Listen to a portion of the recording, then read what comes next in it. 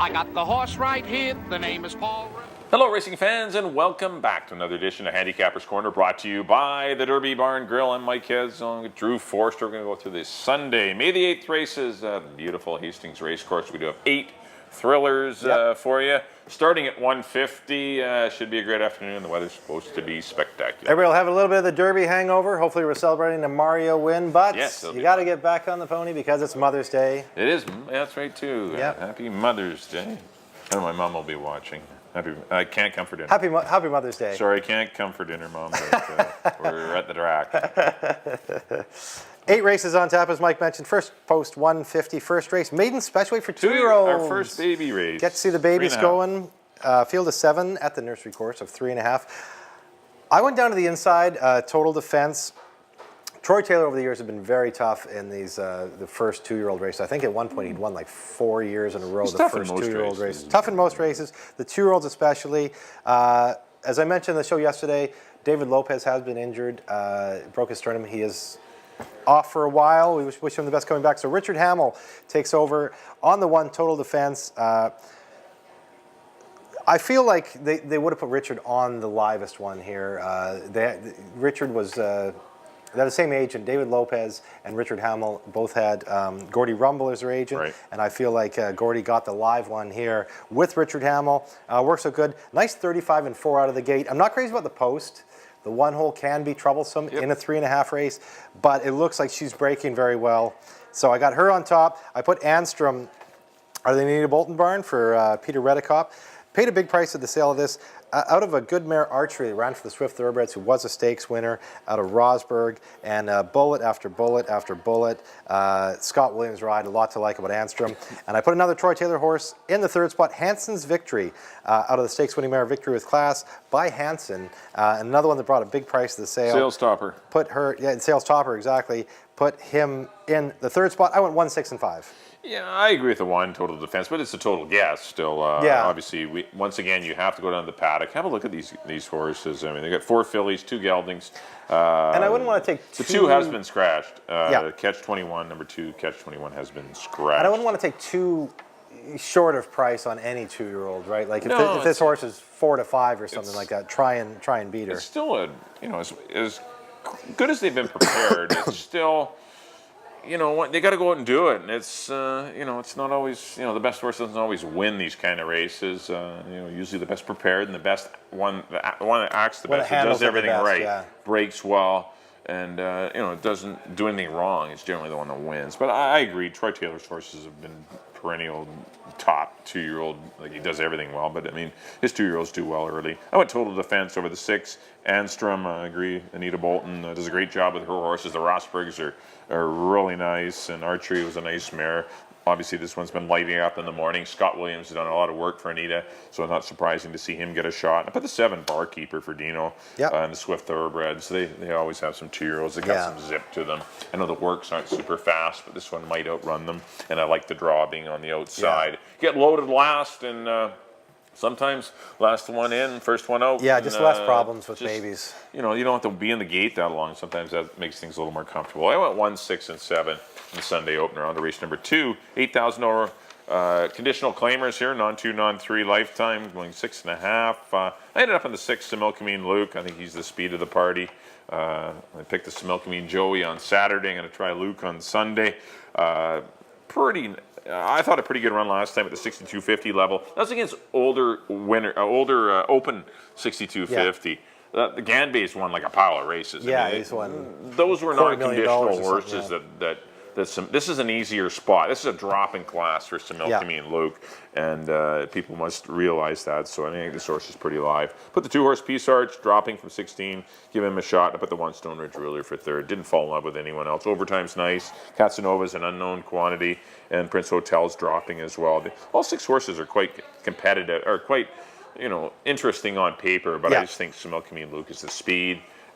He ran a big race under pressure in his first up run against better horses. That was kind of an open 6250, and this is a conditional 8, so he's an easier 6, 2, 1. I went with Peace Arch on top. I think he's going to be tough. I know Rob Gilker was high on him last time. He thought he would win that 16 conditional race. Drops down to an $8,000 conditional race, and I really like Peace Arch in here. Only got beat a half that day. He does have a race under his belt now. I like Peace Arch on top. I put Casanova in the second spot. Was running long. This is one of the Bennett's horses that Tim McCann had down in the Bay Area, and he was running long, but the first time Tim ran him was 5 furlongs on the turf, and he ran a good third. Yeah. Only got beat 4 lengths, so he could have enough talent to run 6.5. I like this horse. And Barb's horses have run very well to start the meet. Looks like he's been training well. I got him in the second spot, and I put your top picks, so Milkamine Luke, in the third spot. I went 2, 3, and 6 in the second. On to the third, Fillies and Mares. $4,000 non-winners of the year, going 6.5. I went to CA Miss here. I thought she was unlucky to get beat by I Dig That last time. I Dig That was well meant, and nobody went with her. Track. She got on the lead and just ran away from him. But CA Miss battled hard, and a good second to her, and I think she's the winner here. Put Rachel Run in the second spot, 7-time winner out of 17 starts. She always shows up to play. Really cool mare, 5-year-old mare now, out of the Mark Cloutier barn. Antonio Reyes Rise put her in the second spot, and I put Mike Anderson's horse, High to Guai. Scott Williams got hurt in the gate on High to Guai last time, and she's a 6-year-old mare who never really does anything wrong. She threw a wreck in the gate that day and hurt Scott. I'm encouraged to see the fact that he climbs back aboard her. That's why I put her in the third spot, because he obviously likes something about her, not to just say, you know what, I'd rather stay away from this one. Yeah. He rides all 15 races this weekend. Yes, he does. I think I might have skipped this one. Yeah, but I applaud the fact that he's back. The fact he's back on her, I threw her in there. I got 5, 7, 8. I agree with the 5 and 7. I went CA Miss over Rachel Run. I think they're interchangeable. They're both, to me, equal in ability. I like the fact maybe CA Rachel Miss's Run is maybe a little more, has a little more of a tactical advantage. So maybe I should have put Rachel on top. But I went 5, 7. I put the one horse Shayla's Rose. Closed out the season with 3 consecutive wins for Teddy Hurt and his wife Kathy. This horse is live. She's done some good things. She's stepping up slightly in class, but I mean, she was pretty good at the end of last year, and looks like she's training well. Maury's Glory's always wanted to toss in, and there's some pretty good, fourth in command. Medea, they're competitive mares. Yeah. Anytime you get in for $4,000, it's always tough. But I went to the 5. I went to the 5 horse, 5, 7, and 1. We're going CA Miss to win it. On to the 4th race. Maiden $25,000 Fillies and Mares, going 6 furlongs. Going to back them up to 6 here. I hate 6 furlongs. Did I mention that last week? I think you've mentioned it. I think you've a few times. I went to the 3 Indy Black, dropping out of Maiden in the special weight category. I thought this horse ran really well against Omi and Don't Tell My Husband and Estelado. Gets a little bit of class relief, blinkers off. Didn't find a tough group here at all. I think Jim Brown's found a good spot for Indy Black. I went to the 9 Free and Fast for second. Been training well in the mornings. I thought pretty good closeout of the season. Lost to stablemate. We're as good as gold last year. But nice works. Not favorably drawn for 6. That's the one thing I hate about 6. If you get the 9 hole, it's really tough. Yeah. You have the odds of you getting a poor trip is pretty high, and that's what you don't want. And I put the 2 horse Valid Vow. Good run for 16, got beat. No excuses to get beat, but did get beat. But still, at least the horse has speed and has some ability. I like Indy Black. I think this horse is a standout. Yeah. I went 3-9-2. Probably my best bet of the day. Indy Black. That horse runs anywhere near his last race. Got to win by 5. Yeah, I know they were pretty high on her last time too. And Omi won by 4. She only got beat 2 lengths for second. She looks good. Had the 9 hole. Had nothing go right. I mean, this is the best horse, I think. Looks very tough in here. Absolutely. I'm with you. I got her on top. I put Get Aboard. I took a bit of a shot in the second spot of the Mark Cloutier barn for the Canmore Farms. I feel like they paid a fair bit of money for her. She's a Birdstone, which, she's going to get better as they go along. But just the one race last year was a maiden special weight. They thought enough for her. They ran her in a maiden special weight. Only got beat 5 lengths. And it was 3.5. Now at least, I'd rather see her at 6.5. But I just see some upside here. She's in for a tag. I put Get On Board second. I put Mark's other horse, Valid Vow, in the third spot. I like the fact that she's got a race under her belt, ran a good second. That was for 16, so she comes up a little bit. Not an overly tough field, as you mentioned. The Indy Black looks very tough. But I went 3, 1, and... I went the other way around. Sorry, I got Valid Vow second, Get Aboard third. 3, 2, and 1. I had those 2 mixed up. Indy Black, though, on top in the 4th. 5th race. Maiden special weight for 3-year-olds and up, going 6.5. Field of 9. I went to the 1 here, Liquid Metal. Barb Head's runner here. I'm all over Barb this weekend. Good. I hope she has a good weekend. I hope I'm right. What are you pulling for? I thought a very good effort his first start. He's got the race under his belt. This is another one that made his first start this year. Had the lead in a tough race with Tornador, as good as they get, and only got beat 2 lengths, 2 3/4, almost 3 lengths. But a very good effort his first out. Pedro Alvarado sticks with him. He's going to be on the lead. Catch him to get the money. I like him. I put him on top of the 9. Fireball Finnegan, another one that had a good out in Emerald Downs, ran 4th, but he's got a race under his belt, got a 53 buyer that day. Another one that I know that they thought a fair bit of that could take a step forward. I put him in the 2nd spot, and I put Good As They Get. Just got beat by a well-seasoned Tornador and a well-meant Tornador last time. I put him in the 3rd spot. I went 196. Yeah, I went to the 2-horse Admiral Jackson. I'm going to try the Rosie Anderson trainee coming up from Southern California. I don't know how good the horse is. The works are like spectacular, and I love taking 4-year-olds in these kind of races. Toreador was a 4-year-old who beat these 3-year-olds last time. We liked Toreador, and I just like the morning workouts on this horse, and I'm going to say that his form is giving us bigger odds. Yeah. Excuse me, because if he came in kind of muddied if you throw at the turf. form, The horse didn't like the turf. Yeah. Prior to that was a no-threat race and a maiden 40 going a mile, and had some gaps in its training, so I just think this horse might be worth a look. Yeah, if you throw it as form and you go off, If it works, yeah. If you see it's a first-time starter, what just they close your paid eyes. for him and his works, he'd be the favorite. Yeah. Yeah, no, I just think Admiral Jackson's got a shot. Yeah. I agree with the 1 Liquid Metal. This horse did all the fighting on the head end with the 4-year-old Toreador. Cost him 2nd. Like, this horse ran better than Good As They Get. I mean, Good As They Get did get in trouble at leaving the gate. This horse did get shuffled back a bit, but still Good As They Get. He's got to sit back, make an inside run, and caught Liquid Metal, who had done all the fighting on the head end with Toreador, and got put away and got caught late. So I love the run from Liquid Metal. He'll move forward as long as the 2 weeks back doesn't get him. And the 9 Fireball Finnegan, I put him in for 3rd. He showed excellent speed in his debut down at Emerald, but couldn't last. Yeah, he might be able to get the lead from the outside post. He's pretty fast. I went 2-1 and 2-1-9 in the 5th. On the 6 races is the Ross McLeod for 3-year-old fillies, going 6.5 furlongs. I like the 1 Andine. This horse's races down in Northern California have been pretty solid. Running against the boys last time. Still ran a good 3rd with Russell Bays in the irons. I haven't fallen in love with any. I mean, Theodore Clare and Snuggles are nice fillies, but I mean, there's always room for someone to jump up and beat those kind of horses. They were the bosses last year. Yeah. Things change usually from 2 to 3, but Snuggles, I give her a big chance as well. But Andine, I like the fact that the horse has been running pretty fit. Comes to a good outfit. Scott Williams been aboard in the morning, and I'm going to try Andine to defeat Snuggles and the 2 McDove, who didn't do anything wrong in her debut last year. It's been working well for Mark Clucci. He's off to a great start. I went 1, 4, and 2, but some pretty nice fillies in here. Princess Katie I left off. Did some things wrong, and it still ended up winning a pretty soft non-winners. I won out of the undefeated Texas Alley Cats. I just think that the race was all that strong. And Omi, Omi was very impressive. Very impressive. I don't know. I would give Omi's buyer. That's why I just can't go on buyers all the time. I mean, Omi's buyer should be way, way higher than Princess Katie. Omi ran a big race, and I don't know. We'll see. We'll see what happens. But I like 1, 4, 2. I got the same horses. I did go with Snuggles on top. I know Andine's been running. She ran on the 3rd of April, so she's race fit, which makes her scary. But Snuggles was an awfully nice filly here last year. Ran good sprinting and, finally won the fantasy going long. 3 straight seconds to Theodore Clare, the top 2-year-old filly here last year. He's been training well. Dino's off to a good start. He's got his horses ready. Rico Walcott comes into rider. I went with Snuggles on top of Andine, but I can't. It's tough between those 2 for me. I did put Snuggles on top. Andine, as you mentioned, looks very live too. I got her in the 2nd spot. And McDove, I got the same horses. I put her in the 3rd spot.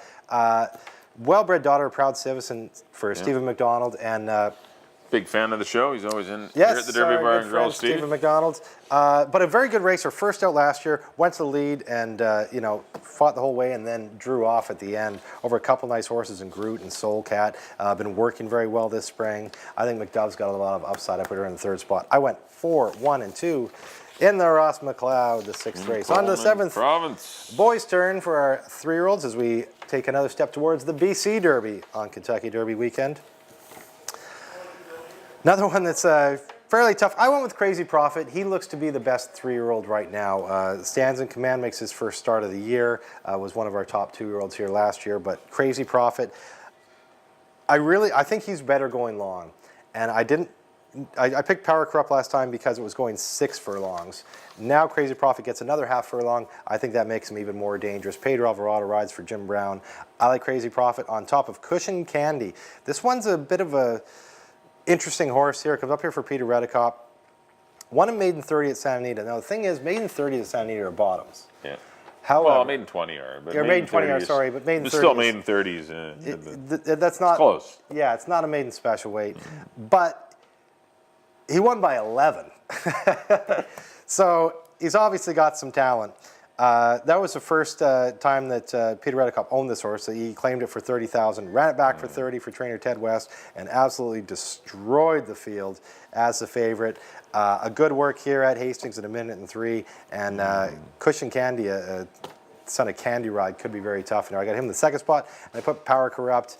Little street fighter guy. I like Power Corrupt a lot. I picked him last time. Was unlucky to get beat by Crazy Prophet. Crazy Prophet just looked him in the eye and had more. But Power Corrupt's a cool horse too. I got him in the third spot. I went 4, 3, and 2. Yeah, it's a good race. There's a lot of nice 3-year-olds in here, and it's going to be a fun division because there's really no standout. I agree with 4-3-2, but there's way more going on in this race than just Crazy Prophet, Crushing Candy, and Power Corrupt. I'll start on the inside. Yeah. Dashing Dawn had a great season last year, winning a couple of allowance races, then just got beat by Stands in Command in the Westminster, then went to Seattle.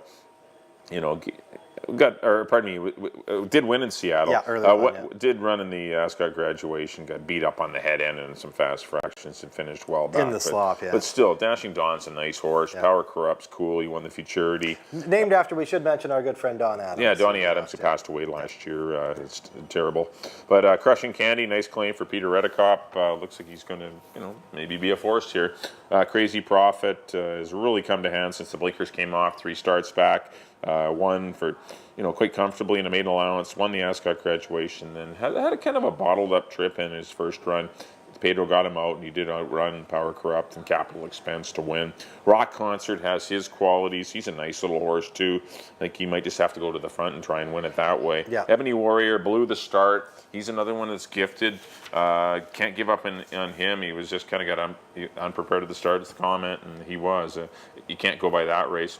Hold the Giant, I have no idea what to do with that one. Yeah, he's a wild card. For Tim Rycroft, undefeated, goes on Lasix. Rico Walcott rides, definitely some interest there, but I don't know what kind of quality this horse is. Maybe he's Hastings good, maybe he's better than a lot of these. I don't know, but it'll be interesting to see. And Stands in Command, he won 2 stakes, and for Rob Scott and Charlene Miller. He's a neat horse too, didn't run a bad race. So It's a real good field of 8. I went 4-3-2, but wouldn't be surprised. It's one of them tough races, but a great 3-year-old division to start off the year. On to the 8th and final, $4,000 fillies and mares, non-2, going 6.5. I think this is a simple race. The 3-horse Jazzed, who wasn't embarrassed at all by Blended, and I Believe in Angel in a non-2, non-3. 8,000 drops for 4. Got to be the horse to beat in a straight non-2. Put the 4-horse Easter Sunday, who has some speed, in for second, and the 2 Bays Gal for third. I thought it was a big key here in the 3 Jazz. Might be able to play quite a few in the Jim Coleman province and get the win 4 that way if you're playing your win 4s or pick 6s. But Jazz looks like a standalone. I went 3-4-2. I agree, Mike. Jazz, I got the same horses. I put Jazz on top of Bays Gal and Easter Sunday in third, but yeah, Jazz looks like a handful here in the last race. Looks like a banker. Yeah, 3, 2, 4 for me. In the nightcap, that'll do it for our analysis of the Sunday Mother's Day card. Up next on screen will be our picks. Mike, as always, you're up first. There we go. Back in race number 1. I went to the 1. Total defense, 167 for me. Then second race, my second Similkameen of the weekend. I went Similkameen Luke to win it over the 2-piece arch and the 1 Stone Ridge Ruler. Race number 3, the 5 CA Miss went 5, 7, and 1. But I think 5 and 7 are interchangeable. Rachel Run can win this race too. I think 5 and 7 are quite a bit the best. Race number 4, I went to the 3 Indy Black. He's a good solid key, perhaps in your early pick 4, 3, 9, and 2 for me in the 4th. Race number 5. I'm going to try the 2, Admiral Jackson, making his Hastings debut, 2, 1, and 9. Always like them 4-year-olds running against older horses. Race number 6, the Invader, number 1, Andine, owned by Peter Redekop, coming in from Northern California to defeat the 4 Snuggles and the 2 McDove, 1, 4, 2 in the 6th. Race number 7, a very tough running of the Jim Coleman province. I went to the 4 Crazy Prophet over the 3 Crushing Candy and the 2 Power Corrupt, but a very wide open event in the last. Not wide open for me. I went to the 8, or probably in race number 8, I went to the 3 Jazzed. He is your horse to beat, 3, 4, 2. Up next on Screaming My Picks, there we go. In the first, I agree with Mike. Number 1, Total Defense over the 6 and the 5. In the second, number 2, Peace Arch over the 3 and the 6. In the third, number 5, CA Miss over the 7 and the 8. In the fourth, number 3, Indie Black over the 2 and the 1. In the fifth, I went to the 1, Liquid Metal over the 9 and the 6. In the sixth, the Ross McLeod, I went to the 4, Snuggles over the 1, Andean, the 2, McDove. In the seventh, the 3-year-old boy race, I went to the 4, Crazy Prophet over the 3, Cushion Candy, and the 2, Power Corrupt. And on the nightcap, I agree with Mike, a very live number 3, Jazz over the 2 and the 4. Well, thanks everyone for tuning in to the Sunday, May the 8th edition of Handicappers Corner. Hopefully we've given you a little insight and some good information on the 8 races today and get you cashing some tickets. Next live card will be next Saturday, May the 14th. Of course, we'll be racing on Saturday, Sunday, May 14th and 15th. So do come on out this weekend. If you can't make it out to Hastings for the for the Kentucky Derby, please do come on out here to the Derby Bar and Grill. Absolutely, and so hope to see you on Sunday for Mother's Day. Bring your mom out. Yeah, bring mom out to the races. Moms love the races. Love to win her. If they don't like the races, take them down to the slot machines at Hastings anyway. There you go. On behalf of Drew, thanks everyone for tuning in to Handicappers Corner. We'll see you next time here at the Derby Bar and Grill.